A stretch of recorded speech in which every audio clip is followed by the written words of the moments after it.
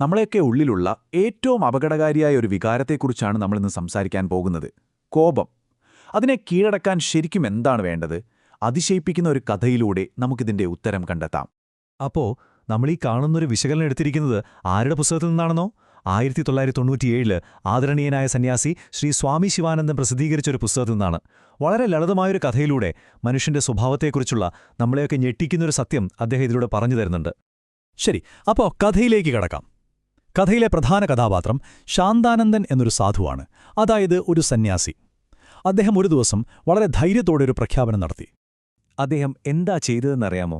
തന്റെ വീടിനു വെളിയിൽ എല്ലാവർക്കും കാണുന്ന രീതിയിൽ വലിയൊരു ബോർഡ് തൂക്കി. അതിൽ ഇങ്ങനെ എഴുതിവെച്ചു, ആലോചിച്ചു നോക്കൂ, എത്ര വലിയൊരു അവകാശവാദമാണെന്ന്. ഇങ്ങനെയൊരു ബോർഡ് കണ്ടാൽ പിന്നെ പറയണോ? ആളുകൾക്ക് ആകാംക്ഷ അടക്കാനായില്ല. അദ്ദേഹത്തിൽ നിന്ന് ആ രഹസ്യം പഠിക്കാനായി ആളുകൾ കൂട്ടമായിട്ട് അങ്ങോട്ട് ഒഴുകിയെത്തി. എല്ലാവർക്കും ചോദിക്കാൻ ഒരൊറ്റ ചോദ്യമേ ഉണ്ടായിരുന്നുള്ളൂ. അപ്പോൾ തന്റെ ശത്രുവിനെക്കുറിച്ച്, അതായത് കോപത്തെക്കുറിച്ച് വിശദീകരിക്കാൻ ആളുകൾ ആവശ്യപ്പെട്ടപ്പോൾ ആ സന്യാസി തനിക്ക് കിട്ടിയ പുരാതനമായ അറിവുകൾ അവർക്ക് മുന്നിൽ പങ്കുവച്ചു. അദ്ദേഹം പറഞ്ഞു, കോപം എന്ന് പറയുന്നത് വെറുമൊരു ഫീലിംഗ് അല്ല. അത് നമ്മുടെ മനസ്സാകുന്ന തടാകത്തിലെ ഒരു ചുഴി പോലെയാണ്. ഒരാഗ്രഹം, അത് ചെറുതോ വലുതോ ആവട്ടെ, അത് നടക്കാതെ വരുമ്പോൾ ആ നിരാശയിൽ നിന്നാണ് ഈ വികാരം ആളിക്കെത്തുന്നത്. അതിന്റെ ഭീകരത എത്രത്തോളമുണ്ടെന്നറിയാമോ? ഭഗവത്ഗീതയിൽ പറയുന്നത് ആത്മാവിനെ നശിപ്പിക്കുന്ന നരകത്തിലേക്കുള്ള 3 വാതിലുകളിൽ ഒന്നാണ് കോപം എന്നാണ്. കാമം, ക്രോധം, അത്യാഗ്രഹം, ഈ 3ഉം ഉപേക്ഷിക്കണമെന്നാണ് ഗീത പറയുന്നത്. ഇതൊരു ചെയിൻ റിയാക്ഷൻ പോലെയാണ് പ്രവർത്തിക്കുന്നത്. നോക്കൂ, ആദ്യമൊരു ആഗ്രഹം വരുന്നു, അത് നടക്കാതെ വരുമ്പോൾ കോപം വരുന്നു. കോപം വന്നാൽ പിന്നെ കാര്യങ്ങൾ ശരിക്ക് ചിന്തിക്കാൻ പറ്റില്ല. ഒരുതരം വ്യാമോഹമാണ്. പതിയെ ഓർമ്മ നഷ്ടപ്പെടും, പിന്നെ വിവേകവും. അവസാനം എന്താ സംഭവിക്കുക? സമ്പൂർണ്ണ നാശം. ഇതാണതിന്റെ വഴി. ഇതെല്ലാം കേട്ട് കഴിയുമ്പോൾ നമ്മുടെയെല്ലാം മനസ്സിൽ വരുന്ന ചോദ്യം ഒന്നു തന്നെയായിരിക്കും, അല്ലേ? ഇതിനെ എങ്ങനെ നിയന്ത്രിക്കും? വന്ന സന്ദർശകരെല്ലാം ശാന്താനന്ദനോട് ചോദിച്ചതും അതുതന്നെയായിരുന്നു. അദ്ദേഹത്തിന്റെ ആ പ്രായോഗിക വഴികൾ എന്തെല്ലാമാണെന്ന് അവർ ചോദിച്ചറിഞ്ഞു. അവർക്കെല്ലാവർക്കും ആ വിജയരഹസ്യം അറിയണമായിരുന്നു. എങ്ങനെയാണ് അദ്ദേഹം ഇതിനെ മെരുക്കിയെടുത്തത്? അതിനായി ഉപയോഗിച്ച ആയുധങ്ങൾ എന്തൊക്കെയായിരുന്നു?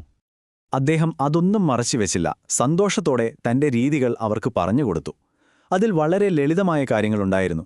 ദേഷ്യം വരുമ്പോൾ മൗനം പാലിക്കുക, അല്ലെങ്കിൽ ഒരു ഗ്ലാസ് തണുത്ത വെള്ളം കുടിക്കുക, അതുമല്ലെങ്കിൽ ആ സ്ഥലത്ത് നിന്ന് അപ്പത്തന്നെ മാറിപ്പോകുക എന്നൊക്കെ.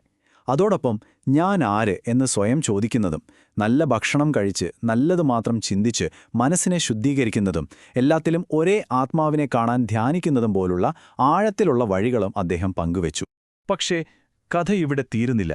ദിവസം മുന്നോട്ടു പോകുന്തോറും ആ സാധുവിന്റെ ക്ഷമ ഒരു വലിയ പരീക്ഷണത്തെ നേരിടാൻ പോവുകയായിരുന്നു. ഒരു യഥാർത്ഥ പരീക്ഷണം. ആളുകളുടെ വരവിനൊരു അവസാനവുമുണ്ടായിരുന്നില്ല. വരുന്നവരെല്ലാം ഒരേ ചോദ്യം തന്നെ ചോദിച്ചുകൊണ്ടിരുന്നു. ഒരാൾ ചോദിക്കുന്നു, അദ്ദേഹം ഉത്തരം പറയുന്നു. അടുത്തയാൾ വരുന്നു, വീണ്ടും അതേ ചോദ്യം. അദ്ദേഹം അതേ എന്ന് പറയുമ്പോഴേക്കും അടുത്ത ചോദ്യം വരും. അതെങ്ങനെ സാധിച്ചു? ഇവിടെയാണ് കഥയുടെ ഗതി മാറുന്നത്. ഒരേ ചോദ്യം വീണ്ടും വീണ്ടും കേട്ട് അദ്ദേഹത്തിന്റെ ക്ഷമ നശിച്ചു തുടങ്ങി. ശബ്ദത്തിൽ പതിയെ ഒരു ദേഷ്യത്തിന്റെ സൂചന വന്നു തുടങ്ങി. അവസാനം സഹികെട്ട അദ്ദേഹം ശിഷ്യന്മാരോട് ഇനി ആരെയും അകത്തേക്ക് വിടേണ്ടെന്ന് പറഞ്ഞു. പക്ഷേ പുതിയതായി വന്ന ഒരാളെ തിരിച്ചയക്കാൻ അവർ വിസമ്മതിച്ചപ്പോൾ അതുവരെ കോപത്തിന്റെ യജമാനനായിരുന്ന ആ സന്യാസി അക്ഷരാർത്ഥത്തിൽ പൊട്ടിത്തെറിച്ചു. അദ്ദേഹം അലറി. കോപത്തെ കീഴടക്കി എന്ന് ബോർഡ് വെച്ച ആ സന്യാസിയുടെ ഈ പതനം നമ്മളെ ഈ കഥയിലെ ഏറ്റവും പ്രധാനപ്പെട്ട ഒരു പാഠത്തിലേക്കാണ് കൊണ്ടുപോകുന്നത്. ഇവിടെയാണ് നമ്മൾ മനസ്സിലാക്കേണ്ട പ്രധാന കാര്യം. ശാന്താനന്ദൻ തന്റെ കോപത്തെ നശിപ്പിച്ചിരുന്നില്ല. അദ്ദേഹം അതിനെ നിയന്ത്രിച്ചു, ശരിയാണ്. പക്ഷേ ആ സ്ഥാനത്ത് അഹങ്കാരവും ഞാൻ കോപത്തെ ജയിച്ചവനാണ് എന്ന ഗർവവും വളർന്നുവരാൻ അദ്ദേഹം അനുവദിച്ചു. കോപം രൂപം മാറിയെന്നു മാത്രം. അതായത് കോപത്തെ കീഴടക്കാൻ 2 വഴികളുണ്ടെന്ന് ഈ കഥ നമ്മളെ പഠിപ്പിക്കുന്നു. ഒന്ന്, പുറമേക്ക് കാണുന്ന വഴി, അതായത് കുറേ ടെക്നിക്കുകളും ശക്തമായ ഇച്ഛാശക്തിയും ഉപയോഗിച്ച് അതിനെ അടക്കിവെക്കുന്നത്. പക്ഷെ യഥാർത്ഥ വഴി അതല്ല. അത് വിനയത്തിന്റെയും നിസ്വാർത്ഥ സേവനത്തിന്റെയും എല്ലാത്തിനും മുകളിൽ സ്വന്തം അഹംഭാവത്തെ ഇല്ലാതാക്കുന്നതിന്റെയും വഴിയാണ്. അതുകൊണ്ട് ഈ പുസ്തകം പറയുന്നതിന്റെ കാതൽ ഇതാണ്. യഥാർത്ഥ വിജയമെന്നത് കോപത്തെ നിയന്ത്രിക്കുന്നതല്ല. കാരണം അതിന് ഇന്ധനം കൊടുക്കുന്നത് നമ്മുടെ അഹംഭാവമാണ്. ആ അഹംഭാവത്തെ, ഞാൻ എന്ന ഭാവത്തെ പൂർണ്ണമായി തകർക്കുമ്പോൾ മാത്രമേ ഒരാൾ കോപത്തെ ശരിക്കും നിയന്ത്രിച്ചു എന്ന് പറയാൻ സാധിക്കൂ. അപ്പോൾ ഇതൊരു വലിയ ചോദ്യമാണ് നമുക്ക് മുന്നിൽ വയ്ക്കുന്നത്, അല്ലേ? ഒരുപക്ഷേ നമ്മുടെ ഏറ്റവും വലിയ ശത്രു കോപം എന്ന വികാരം തന്നെയായിരിക്കില്ല, മറിച്ച് അതിനെ ഞാൻ നിയന്ത്രിച്ചു, ഞാൻ വിജയിച്ചു എന്ന് അഹങ്കരിക്കുന്ന നമ്മുടെ ഉള്ളിലെ ആ ഭാവമായിരിക്കാം. അപ്പോൾ ഒന്ന് ആലോചിച്ചു നോക്കൂ, എന്താണ് നിങ്ങളുടെ ഉള്ളിൽ ഒളിഞ്ഞിരിക്കുന്ന ആ അദൃശ്യനായ ശത്രു?